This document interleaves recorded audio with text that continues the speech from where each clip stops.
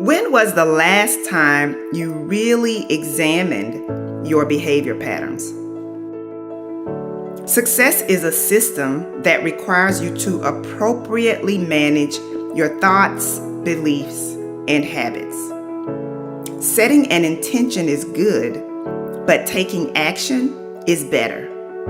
Nothing will change if your patterns don't change. Nothing will change if you do more dreaming than doing. So what is a habit? A habit is a pattern of behavior that typically occurs without much thought. So think about it like the habit of brushing your teeth every morning. You don't have to think about it. You don't have to force yourself to do it because it's automatic. The fact that it's automatic and requires very little thought is helpful. Habits only become an issue when they make it hard for you to make progress towards your goal. So can bad habits be broken? Of course, but it will take some work.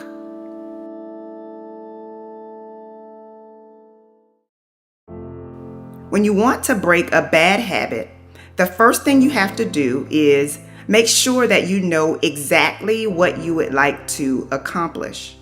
Once you have a clear and specific goal, you are now in a position to determine which habits are helping you and which habits are slowing or preventing your growth. Next, consistency and repetition must become your best friend. The only reason why brushing your teeth doesn't require a lot of effort from you is because it's an action that you take every single day.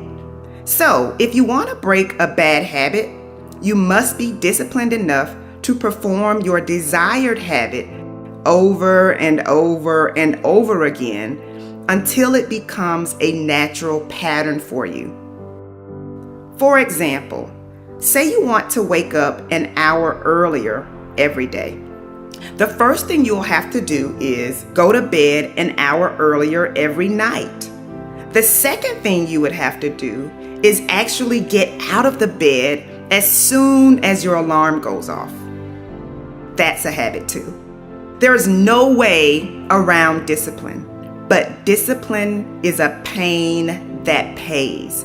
I'm going to say that again for you. There is no way around discipline, but discipline is a pain that pays.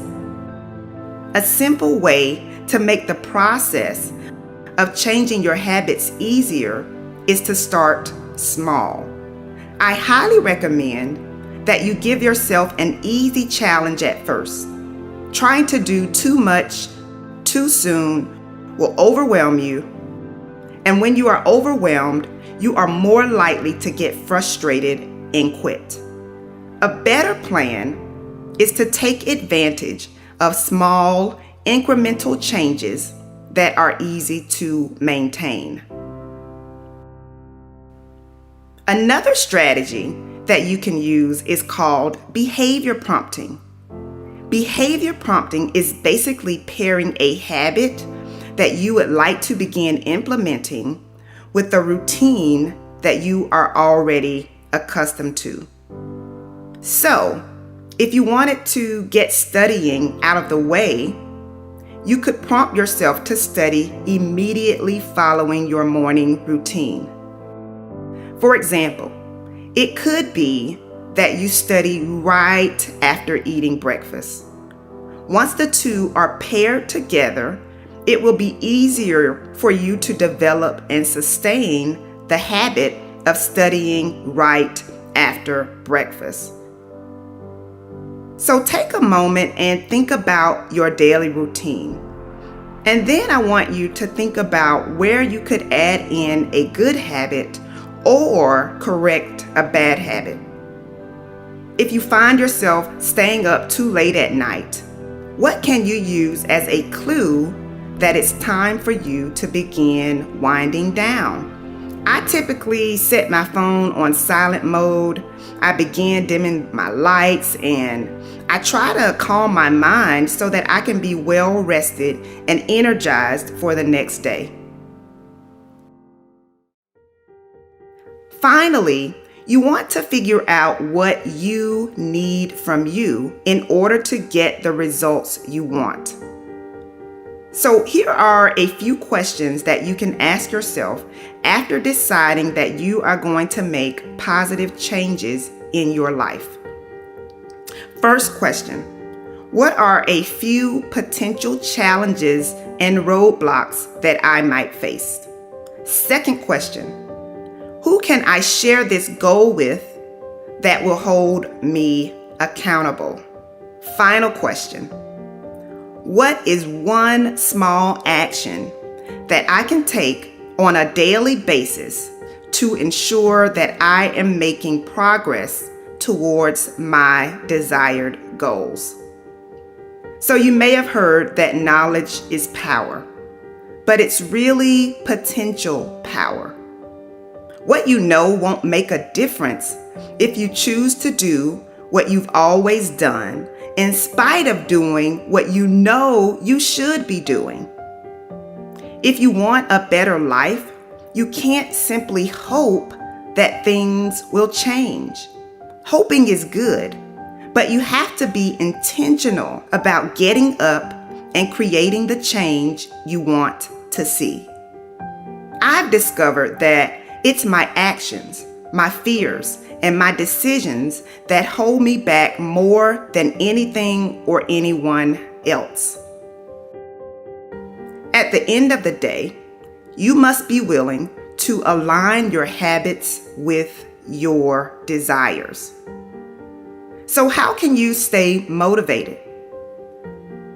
Think about the reward that you will receive in exchange for your efforts. Think about the reward that you will receive in exchange for your hard work. Your motivation will always point back to your why or your reason for showing up.